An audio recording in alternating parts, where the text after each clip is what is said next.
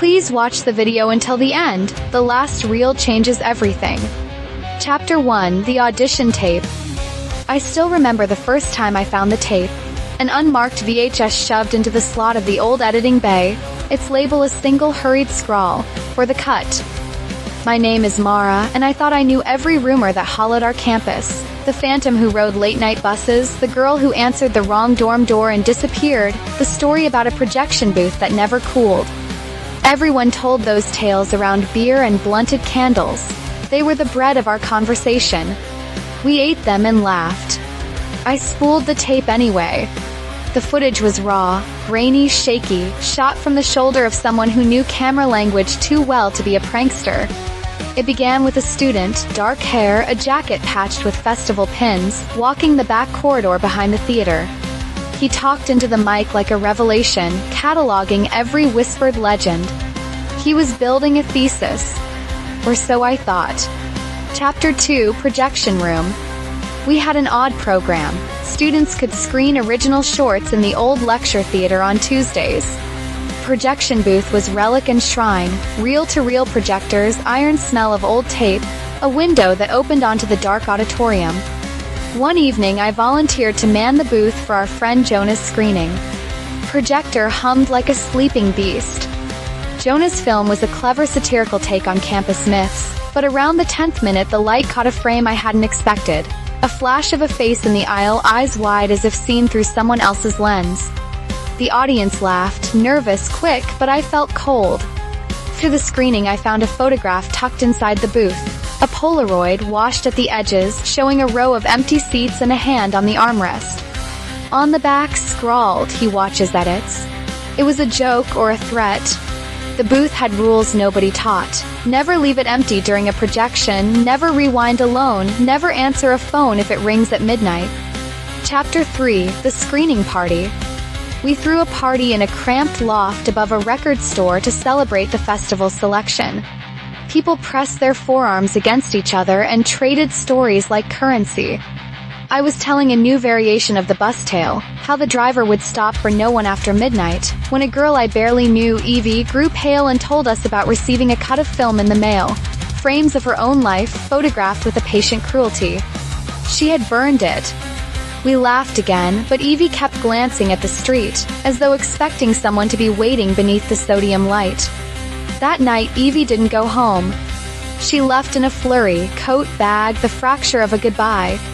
The next morning, she was gone. Her dorm room remained as she left it, untouched, except for her editing desk. There, on the bench, a strip of film pinned with a thumbtack. The strip showed nothing but static and a single, steady image, a pair of hands reaching for the camera. Chapter 4: Frame by Frame. I became obsessed.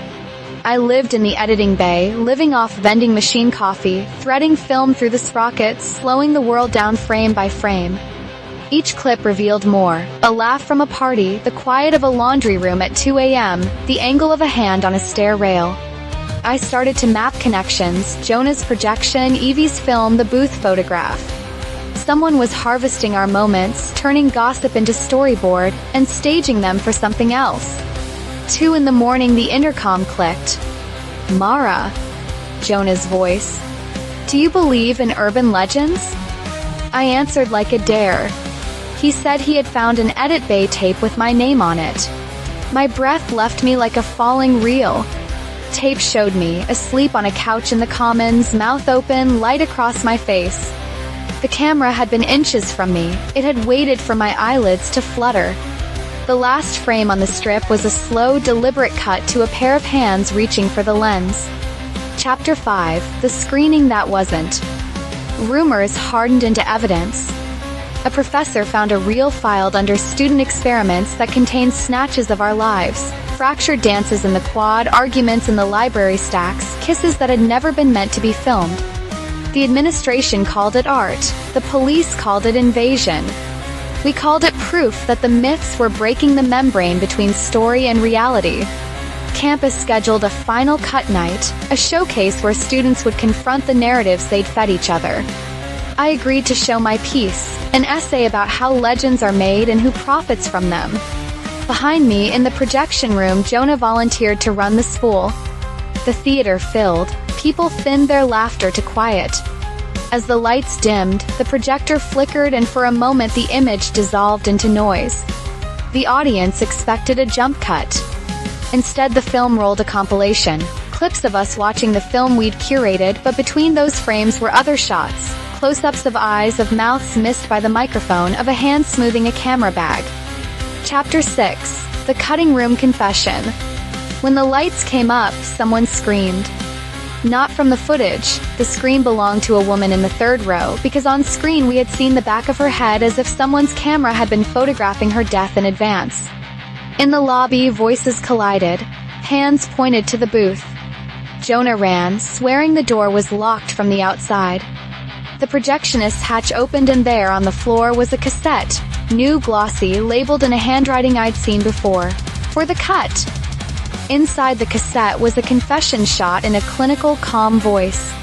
The speaker explained, with the patience of a curator chronicling a collection, that legends demand witnesses and rituals. They claimed to be preserving authenticity by staging set pieces from stories, staging deaths that were never claimed, filming disappearances that never happened, because once a scene is filmed and circulated it becomes something else, a legend. They admitted to orchestrating scares to see which tales would stick, which would propagate, which would eat at the brain until the story lived without the teller. The confession carried a final line that nested like an insect beneath my skin. We only complete a legend when someone edits their life into our reel. Chapter 7. The Final Reel. We called the police. We gave statements. The booth had been cleared, the tapes logged. Yet the story didn't stop.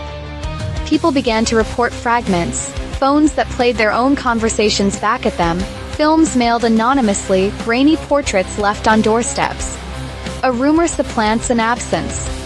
The missing become proof of a method. I quit the program a month later. I took my camera and left the city for a place where no one remembered my face. But even here, in a small apartment illuminated by a slatted sun, I find myself watching footage I never took. On a rainy evening I pulled a box from a thrift store stack, expecting to find old family pictures. Instead there was a single frame, a corridor that looked like our theater, a hand on the rail, and in the foreground a woman asleep on a couch. The tag read, "For the cut." I pressed play. Camera panned to my face. It held for a full, unbearable minute. Then it pulled back and revealed a figure behind me, calm, camera in hand, waiting for me to wake. If you enjoyed this tale, please subscribe to the channel, activate notifications, give the video a like, comment your thoughts, and share the video with friends.